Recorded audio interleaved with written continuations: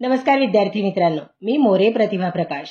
विद्यार्थी मित्रांनो, आज आपण महात्मा गांधी, हो अगदी बरोबर, आपले राष्ट्रपिता, त्यांना आपण प्रेमाने बापूजी असे म्हणतो, त्या महात्मा गांधींविषयी माहिती पाहणार आहोत. विद्यार्थी मित्रांनो, गुजरातमधील पोरबंदर या गावी महात्मा गांधी यांचा जन्म 2 ऑक्टोबर 1869 रोजी एका सधन कुटुंबात झाला.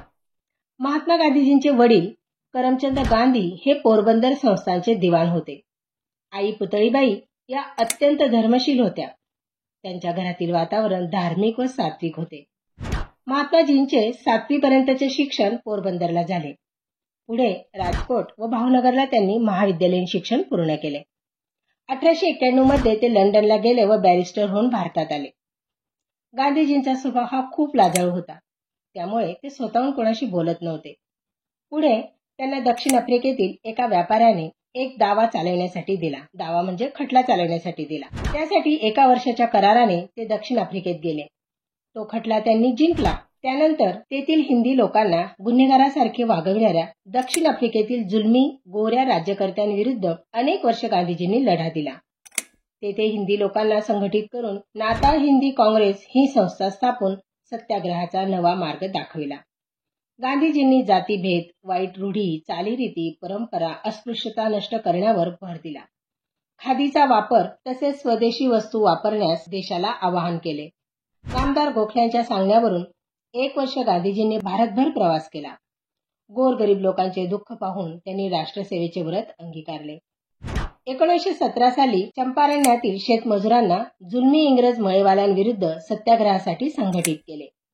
गांधीजींच्या प्रोत्साहनानेच गुजरातमधल्या खेडा जिल्ह्यातील शेतकऱ्यांनी आपल्या हक्कासाठी लढा दिला. सत्याग्रह, सविनय कायदेभंग, निशस्त्र प्रतिकार, असहकार वगैरे नवीन सुसंस्कृत साधने शोधून काढली. त्यांनी या चळवळीत स्त्री, पुरुष, मुले यांना सहभागी करून घेतले. मिठाच्या कराच्या अन्यायाविरुद्ध दांडी यात्रा काढली. रोलट ऍक्टच्या काळ्या कायद्याविरुद्ध सत्याग्रहाच्या मार्गाने गांधीजींनी देशभर दौरा करून सरकार विरोधी निदर्शने, हरताळ, उपवास इत्यादींनी लोकमत जागृत केले. पंजाबमधील जालियनवाला हत्याकांडाने इंग्रजांची राक्षसी वृत्ती प्रकट झाली. अशा अन्यायी सरकारशी असहकार पुकारण्यासाठी गांधीजींनी आपल्या नवजीवन यंग इंडिया साप्ताहिकातून सर्वांना आंदोलनात सहभागी होण्याचे आवाहन केले. खिलाफत चळवळीस पाठिंबा दिला. उत्तर प्रदेशातील गोरखपूर जवळ चौरी चौरा प्रसंग घडला. पोलिसांनी एका मिरवणुकीवर गोळीबार केला. खरे तर ही मिरवणूक शांततेत चालली होती. तरी सुद्धा पोलिसांनी गोळीबार केला आणि यामुळे संतापलेल्या लोकांनी पोलीस चौकीच जाळून टाकली. या घटनेमुळे गांधीजींनी असहकार चळवळ मागे घेतली. अहिंसा हे गांधीजींचे ब्रीदवाक्य होते. त्यांनी देशाला अहिंसेच्या मार्गाने स्वातंत्र्य मिळवून दिले. देशाचे पारतंत्र्य दूर करण्याकरिता त्यांनी अहोरात्र लढा दिला. स्वातंत्र्याची लढाई गांधीजींनी घरोघरी पोहोचवली. गांधीजी उत्कृष्ट संघटक होते.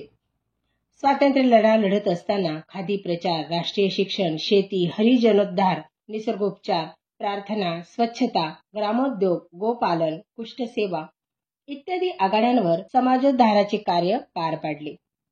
त्यांनी साबरमती आश्रम सुरू करून स्वावलंबी, सेवामय, त्यागी जीवन जगू लागले. गरीब जनतेला मजुरी देण्यासाठी त्यांनी खादी व चरख्याचा गावोगाव प्रसार केला. भारताच्या स्वातंत्र्याच्या मागणीसाठी ते 2दा लंडन येथील गोलमेज परिषदेला गेले. 1942 ला चले जावची घोषणा केली व करेंगे या मरेंगे हा नवा मंत्र जनतेला दिला. अशा या महान देशप्रेमी, देशभक्त गांधीजींचे 30 जानेवारी 1948 रोजी नथुराम गोडसे यांनी त्यांच्यावर गोळ्या झाडल्या तेव्हा हे राम म्हणून एका तेजोमय सूर्याचा अंत झाला. त्यांना माझा शतशः प्रणाम.